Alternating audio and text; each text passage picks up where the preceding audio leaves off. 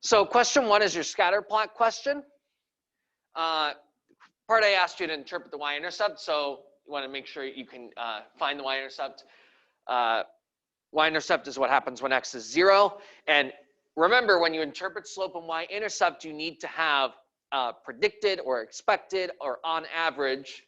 So I saw some people saying, like, when there's no one in line, it is going to take 72.95 seconds. That's not what you should say. It is not guaranteed that it will take that time. It is what we would expect or predict. That's based on like your y hat.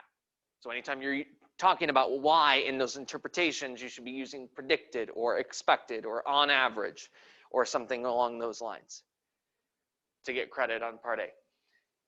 Part B is r squared. So r squared is percent of the variation in the y variable that can be explained by the regression line between these two variables. The percent of the variation that can be accounted for by this specific regression line. And that's the phrasing of that interpretation. And part C, most of you picked out the point that was the outlier, and make sure that you're explaining that it is specifically why it's an outlier. I said that it has the largest residual.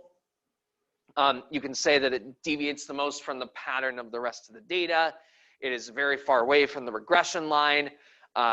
Any of those are good explanations.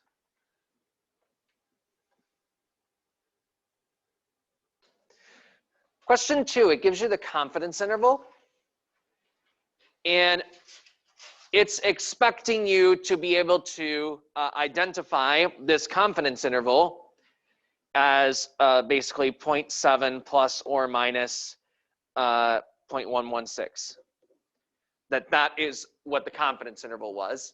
And then it's having you work backwards to look at what was the sample size. So this part is the margin of error formula.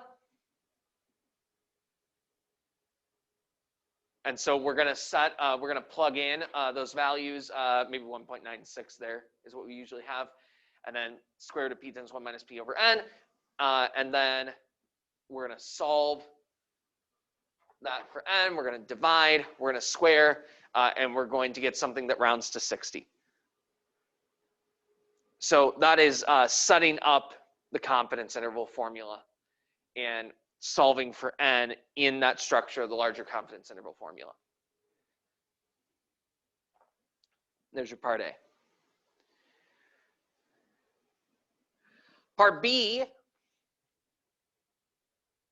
asked about bias. The main thing that you need to make sure that you say in your phrasing of bias is that make sure you indicate the direction of bias. That's the most common thing I'm seeing people miss on this. So in other words, this is response bias because it's influencing how they respond to the question. I said because it was the environmental science teacher, they may feel compelled to say that they recycle when in fact they don't.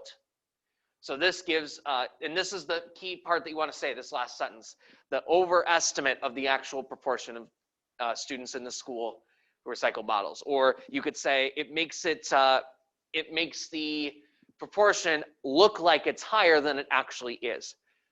Because the whole idea of bias is that it's happening in a specific direction.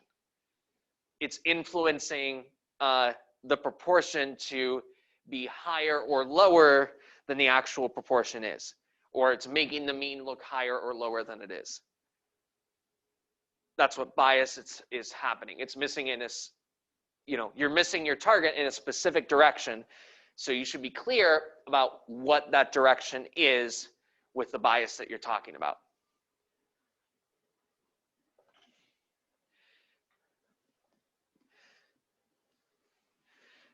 And then for part C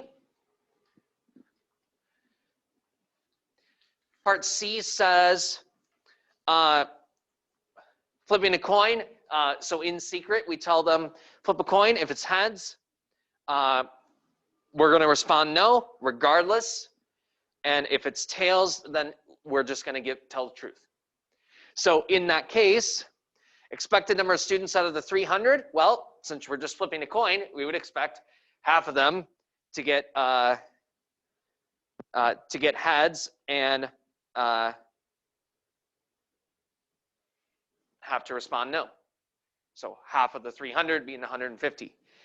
And then, so that's 150 that we can basically throw out of the sample.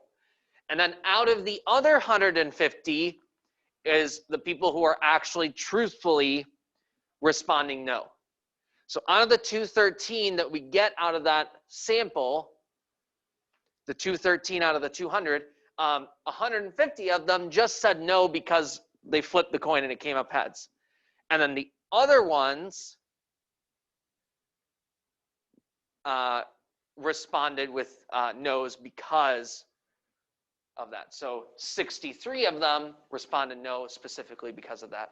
So 87, that would mean that 87 would respond yes. So 87 out of the 150 that are left would be my estimate for the proportion, which is 0.58.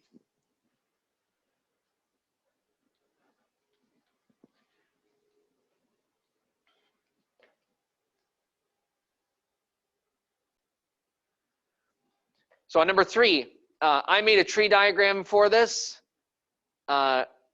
since it had the proportion of the single births and multiple births that were left-handed. You can make this tree diagram, multiply across the tree diagram to get the probabilities. And then the ones that were left-handed were this one and this one. So put those together. As long as you showed multiplying out these decimals and got the right answer, then you got the points for it. But that's your process on part A. Part B.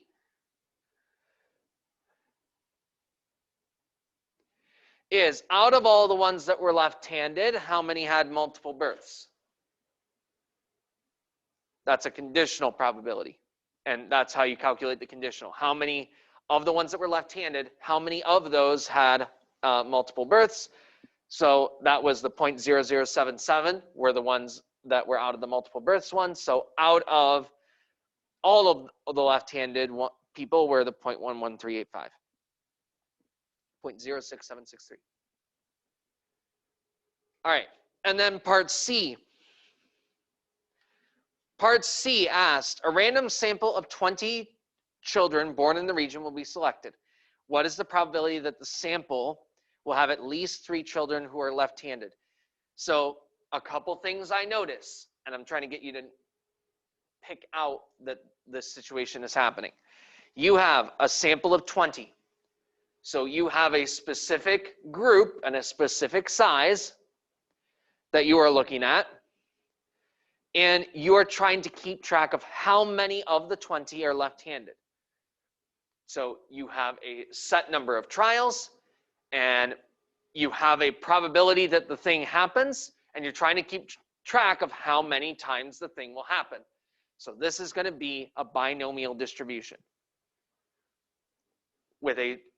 because you're keeping track of whether something happens. You have a set number of times, and you're trying to determine how many times the thing happens. So X is the number of children who are left-handed. X is a binomial distribution with N is 20, and P we found in part A. The probability that they're left-handed we found in part A was that. So that was our probability of a success, probability that the thing happens. And we're finding the probability of at least 3, which is easier to do with 1 minus the probability that X is less than or equal to 2. And so if you wanted to use the calculator, then it's binomial CDF. Binomial CDF gives you everything less than or equal to a certain amount. So we get 0.40215. We're going to have a whole day where we just talk about binomial distributions. So for now, I at least want you to understand why it's a binomial distribution. And so if you're there with me, then I'm okay on that for today. Okay, number 4. Part A. Since the subjects were randomly assigned to the treatments, that allows us to establish a cause and effect relationship. You needed to say something about random assignment to the treatments. That's what lets us say whether there is a causing factor happening here and that there's not other factors at play. So that's what they're looking for Part A. I haven't emphasized this very much, so if you didn't get that one right, don't worry too much about it. Now, Part B, I am hoping that you are doing correctly. First off, Part B asks,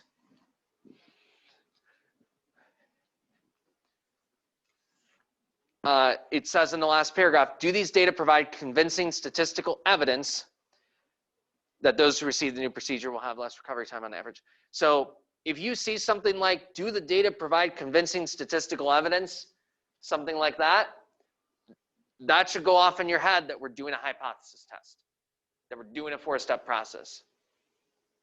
I saw some people who tried to give a general explanation and just missed that this was a 4-step process. So they didn't get all that many points on Part B. So here comes the 4-step process. Again, I'm going to go pretty quickly here because this should be comfortable for you once you see it. Our alternative is a two-sided. It's two-sided. Or sorry, one-sided. It's one-sided, and we want the standard to be greater than the new. So you could say the standard is greater than the new, or the standard minus the new is greater than 0,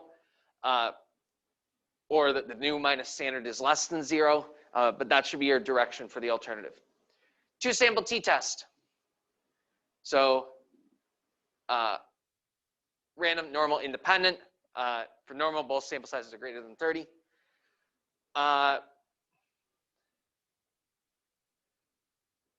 P-value is very small.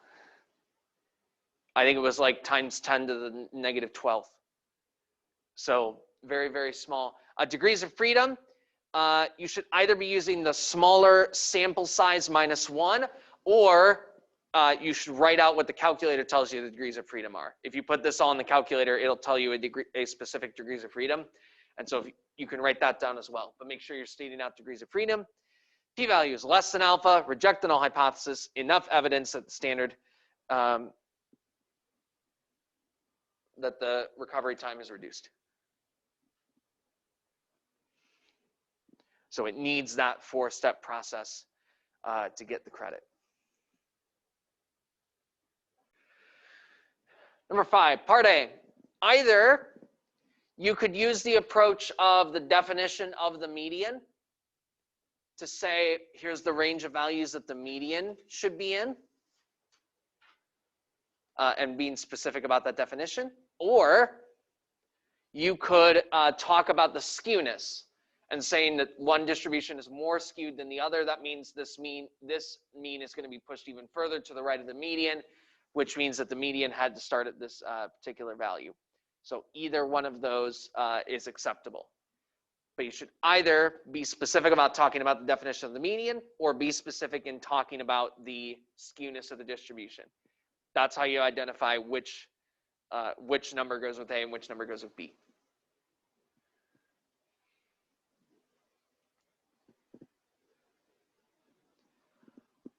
On Part B, it gives you a mean of 2.5, so that means the sum was 45, and then the sum was 1640 for the other 200. So those are the two separate means, so those are the two separate sums of the totals. So my grand total of across all of them is going to be the 45 and the 1640, and then over my total sample size of 218.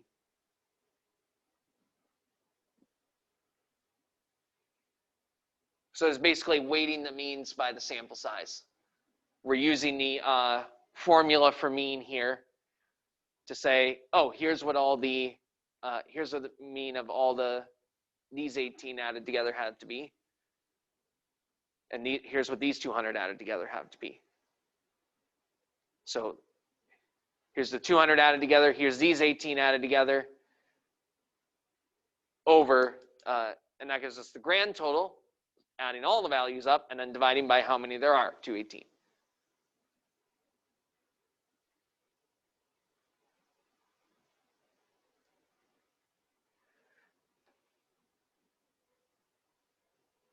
Part C, this would be a pretty easy normal distribution question if it were a normal distribution, but it's not.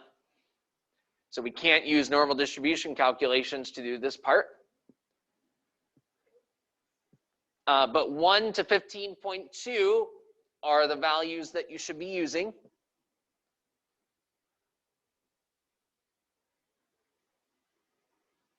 So let's total up all the values that are between 1 and 15.2. That's 189 out of the 221.8552.